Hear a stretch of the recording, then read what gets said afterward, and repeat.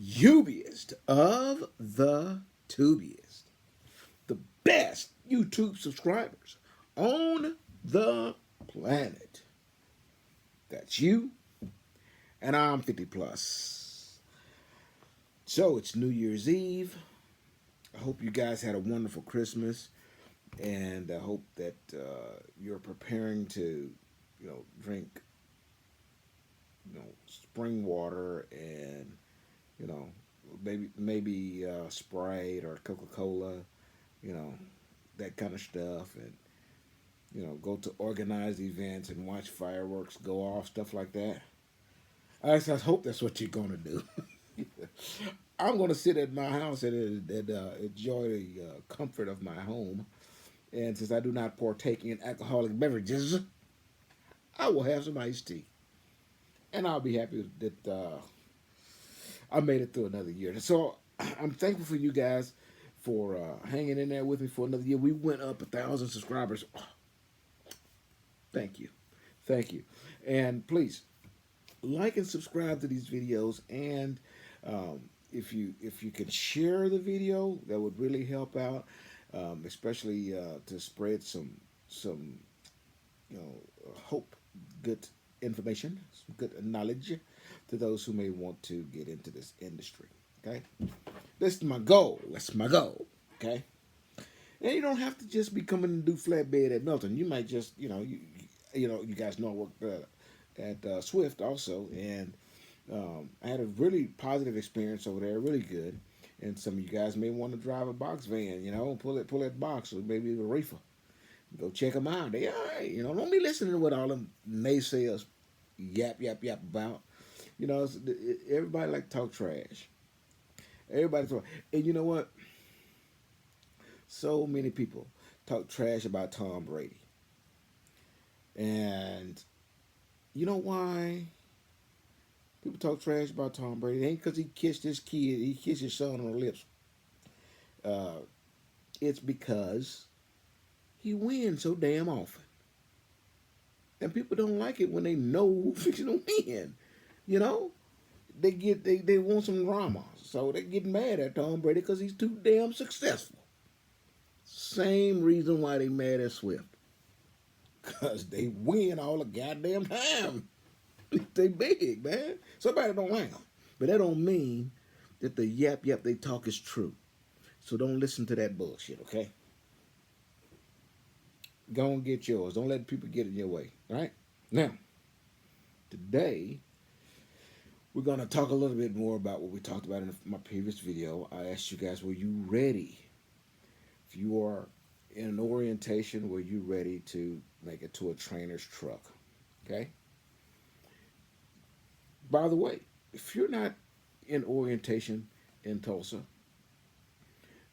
you're in orientation or about to go to orientation with yet another company, and then eventually get on a trainer's truck. I'm talking to you. I'm giving you some useful and helpful information. Okay, I was with where you are, a few years back, and now I'm speaking from the guy that's in that truck that's now going to be your mentor. Okay, so I'm been on both sides. So I'm telling you what I know to be factual, okay? I always try to tell you what's factual. I ain't try, I am. Or else I'm not going to talk. If I don't know what I'm saying to be true, I just don't speak on it, okay? So know that what I'm telling you is true, and it comes from experience. And not that long ago either, all right? So,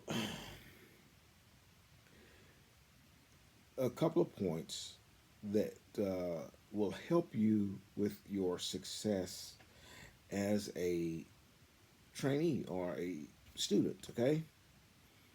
You're going to get on a truck with a trainer who, let's just say, in a perfect world, you would have no issues. It would just be smooth sailing. You're going to get on a truck. It's going to be a really fun, happy experience, and it's all good, okay? There's maybe a little bit of a rocky road on some occasions, and then there are some occasions where it just ain't gonna work. Period. Those just ain't gonna work. Periods. That's not what we're talking about here. Okay, because nothing that I say is gonna make that right. Okay, And it's a cakewalk when you have a good trainer that's just you know enjoying life.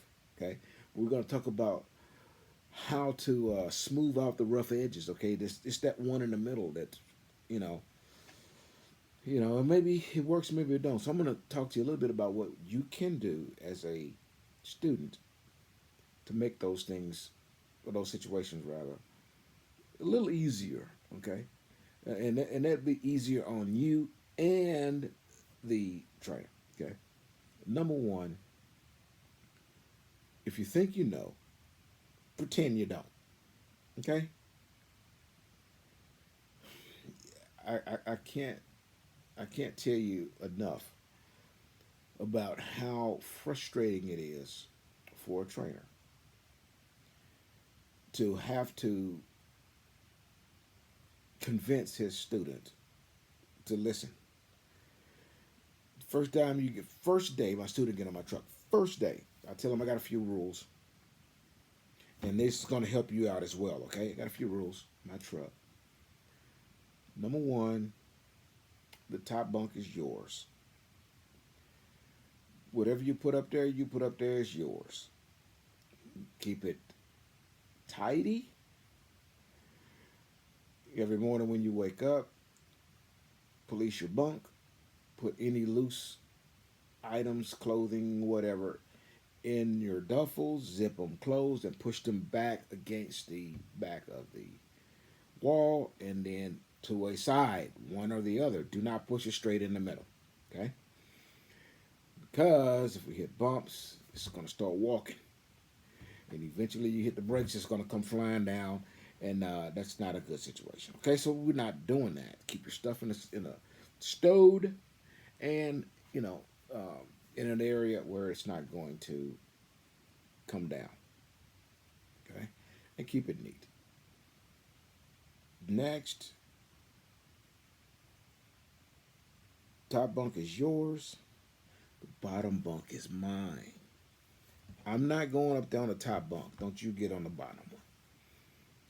The top bunk is your personal space. The bottom bunk is my personal space, with the exception of going into the refrigerator or using a microwave where you have to sit down for a second while you're doing that. Not a problem.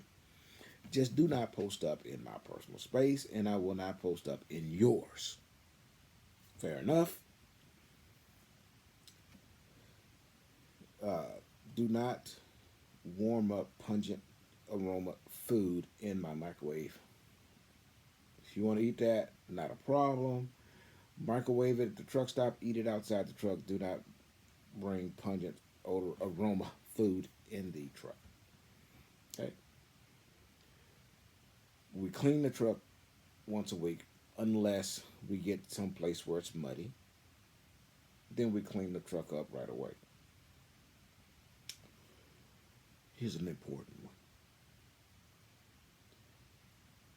When I tell you to make a maneuver and how to make that maneuver and make that maneuver right then, make that maneuver right then the way I told you to do it. And do it immediately, no questions. If you have a question about that maneuver, after you've made that maneuver, then you can ask and I'll answer. Not a problem. But if I ask you to do something, stop, go, turn left, turn right, turn hard, don't go that way, go this way, and you second guess me, we're not going to be in the truck together very long. Okay? It's a bad thing. It's a bad thing. That's worse than you sitting on my bunk. I can recover from you sitting on my bunk. I'm going to have a hard time when I told you to turn hard, turn right now, and then you hesitated and it threw us in a ditch. Now the truck's rolling over. I got a little bit hard of a time getting over that one because I told you to do it. Okay? And as long as I'm the trainer and you are the student, the trainee, follow those instructions. I bet once you clear that turn, you're going to realize why I had you do it the way I told you to do it. You see? But when you don't listen, it puts undue stress on the trainer or mentor. and it's frustrating. I'm telling you right now, I don't have a whole lot of patience for that. Okay, um, just follow those instructions. If you still don't understand why we did it the way we did it, first off, I'm gonna know. I can look at your face. I can look at your body language, and I can tell that you are second guessing what we're doing. And even after you finish the maneuver, you're still lost. Why do we? Why is he telling me to do things this way? I see it. And so once we get done and we go straight, I'm gonna say, hey, good job, bro. The reason why we did it that way is, and then finish that explanation. Okay, but not listening to the instructions that your mentor is giving you is a quick way to start building that wall. And once that wall gets up, it's done. Because I'm telling you, man, a trainer will only allow you.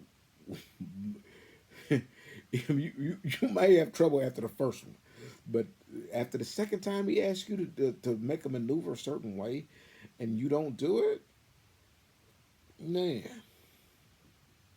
that's not going to be a good situation. It's probably going to end pretty quick. Okay, and in a lot of companies, when that's bad news, let me tell you. Listen to what I'm telling you. You in that training class. I don't care what school you're in. I mean, sorry, what company that you're with, and the orientation class you're in. It doesn't matter. Whatever company you're in, if you're on a trainer's truck, and the trainer says, "Hey, this isn't going to work because this guy won't listen." I've asked him twice how to make a maneuver a certain way, and he can't stay off the curb. Okay, he won't listen. I tell him keep going straight, straight, straight. Get ready, turn right now. And he done already turned. He won't wait until I tell him to make that move. I can tell you right now, you're gone. They are not gonna keep you. They're not. You know why? Listen, it's not the curb. The curb isn't the big problem. The problem is not all roads have curbs. Okay, some of them the curb ain't there. It's a ditch right there. And if you drop those trailer tandems in that ditch, you just roll that truck. You lucky. You damn lucky if that truck don't roll. Okay, you definitely gonna throw those trailer tandems in a ditch, and when they go in a ditch, it's gonna cost them several thousands of dollars to pull that truck and trailer out of that ditch with a wrecker. Because the truck is not gonna do it. It's not gonna pull. It's strong and badass as those trucks are. They're not gonna. You got the fifth wheel cocked. You got the suspension cocked. You got the trailer twisted and the tractor twisted. It's not going to pull himself out. So now the company got to spend all that money. And not only that, if you damage any city property, you got to take care of that. You done cause CSA points. The list goes on and on. You just created a shit ton of problems for not just the company, but for every other driver in that company too. So if you're a Melton driver and you screw up, you didn't screw up just for you. You screwed up for me and all the other drivers in the truck because we all pay for those CSA points. We can't, get a green light to go past a scale house because our CSA points is so high because you didn't listen and you threw the truck in a ditch. Okay, these things are important. Okay, so you have to listen. It is it's catastrophic failure for you. Okay, so um, that's going to help you go a long way with your trainer. Okay, ask before as soon as you guys are doing finish doing post trip for the day, ask what's tomorrow's plans. Do you know what time you want us to get up and get kicked off? And when he says we're gonna take off at 4 o'clock in the morning, you say perfect. I'll be ready to go at 4 o'clock in the morning. And my normal routine in the morning is blah blah blah blah blah blah. Is Will it disturb you if my alarm goes off at 3 o'clock so I can get up, take care of all business, and be ready for you at 4? Okay, listen.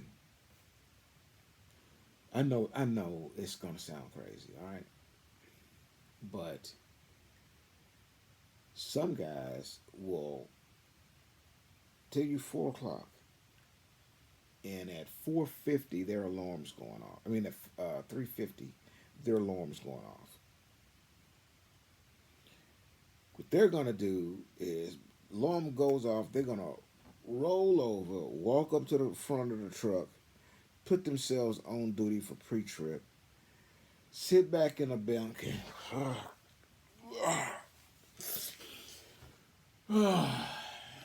blowing all that stank breath. Ugh. Then get up and go to the front of the truck, open the door, go out and do a little old pee trip and pee on side the truck. Get back in, they ready to go.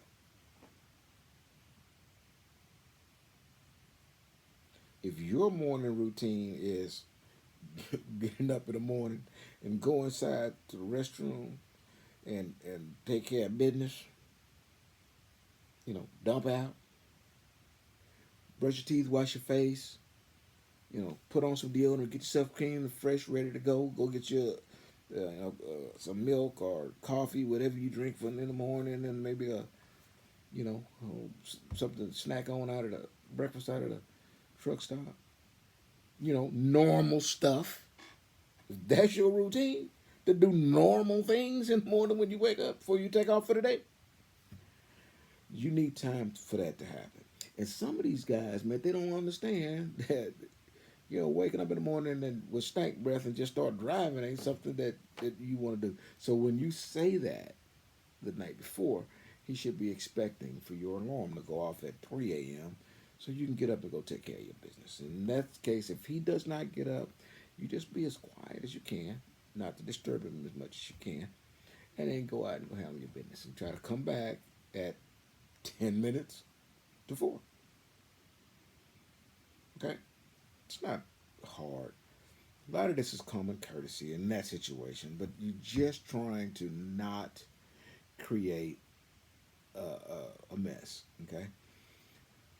And that being said, without going through a long diatribe on every single thing, all I'm telling you to do is do the very best you can to be as courteous as you can, respectful as you can, and ask. You're not asking basically for permission, but what you are asking is what's the best way to get this part done. You can tell them, I like to, get up in the morning. Maybe you pray to Mecca or something.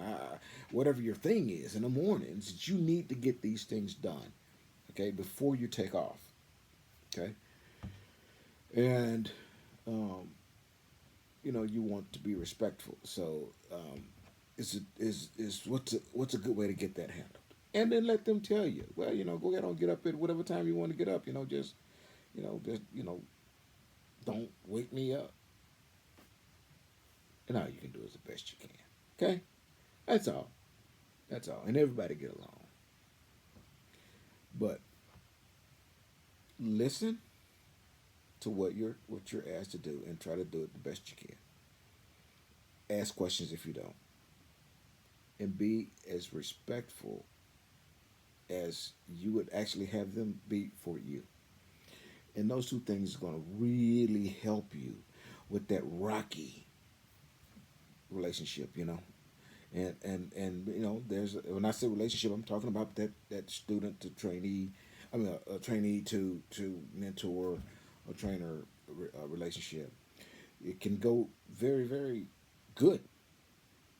It can go pretty nasty too, and it only takes one of them to make the whole thing bad. Either the student who thinks they know everything, ain't never drove for any real period of time, but they know every damn thing, or you know one that think they do want to run things their way.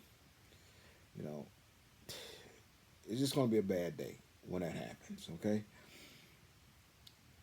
but you watching your back basically by defusing a situation before there is one. Do those two things. Be respectful. Be respectful for the little tiny spaces that we have that are personal. You know, and be clean and tidy. Okay. So, in the next video, I'm gonna go over a few things that basically I'm gonna show you the best way to be as compact as you can. I know a lot of people say, we're in these tight spaces, and these tight spaces cause these volatile situations. Yeah, okay. But if you bring on the truck three big, huge duffel bags for as a student, and that's just going to be a problem. I'm just going to tell you that. So what I'm going to do in the next video is I'm going to show you what's necessary to bring. Okay, and hopefully that's going to help you be compact and not occupy a lot of space for yourself, and and intrude on spaces that may fume that volatile situation. Okay, hopefully that's going to help you out. Hope this video helps you out as well. Again, happy New Year's to you guys. If you're going to enjoy some adult beverages, please enjoy them responsibly. Okay, and then till I see you again, deliver undistracted. Hey, like and subscribe if you hadn't. Here's your boop.